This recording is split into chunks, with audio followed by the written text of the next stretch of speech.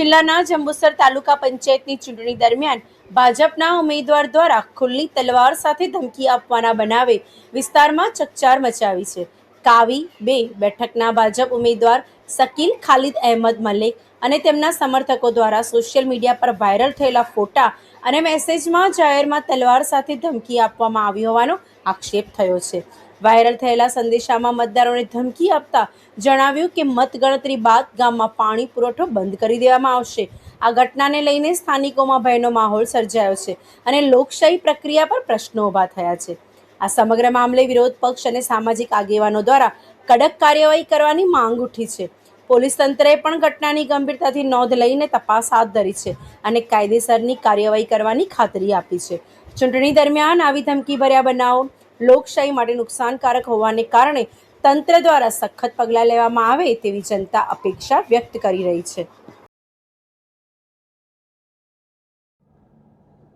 આજે ભારતીય જનતા પાર્ટીના રાજની અંદર લોકશાહી જ્યારે ખતમ થવા જઈ રહી હોય એવું દેખાઈ રહ્યું છે. ભરૂચ જિલ્લાના જે જંબુસર તાલુકામાં આવેલ કાવી 2 બેઠક જે છે, આ કાવી તાલુકા પંચાયતની બેઠક ઉપર આમ આદમી પાર્ટીના ઉમેદવાર એવા સોહેલભાઈ મલેક જ્યારે વિજેતા થયા છે, સામે ભારતીય જનતા પાર્ટીના જે હરીફ ઉમેદવાર હતા તેઓ હારી ગયા છે આ ઇલેક્શન. ત્યારે એમને ખુલ્લેઆમ જ્યારે તલવારો કાઢી અને એમને વિડીયો અને પોસ્ટ વાયરલ કરી ને ખુલ્લામાં ધમકી આપી, ગ્રામજનોને, જનતાને ધમકી આપી કે અમે તમારા ગામનું પાણી બંધ કરી દઈશું ને આજની તારીખની અંદર એ પાણી પણ એમને બંધ કરી દીધું છે. ત્યારે આ ભારતીય જનતા પાર્ટીના રાજની અંદર આવી જે ગુંડાગર્દી છે એ જનતા ક્યાં સુધી સહન કરશે?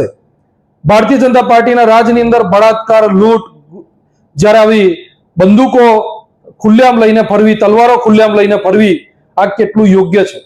આ ગુજરાતના આવનારા ભવિષ્ય માટે ખૂબ શરમજનક વાત છે કે આવી રીતે જ્યારે કોઈ પણ પક્ષનો ઉમેદવાર જ્યારે જીતે છે, આમ આદમી પાર્ટીનો આટલો દર સાનો આમ આદમી પાર્ટીનો ઉમેદવાર જ્યારે જીત્યા છે, ત્યારે એમના ઉમેદવારને કંઈક હેમખેમ પ્રમાણે એમને દબાવવાનો પ્રયત્ન થઈ રહ્યો હોય એવી પ્રકારની આ તાનાશાહી અત્યારે ચાલી રહી છે.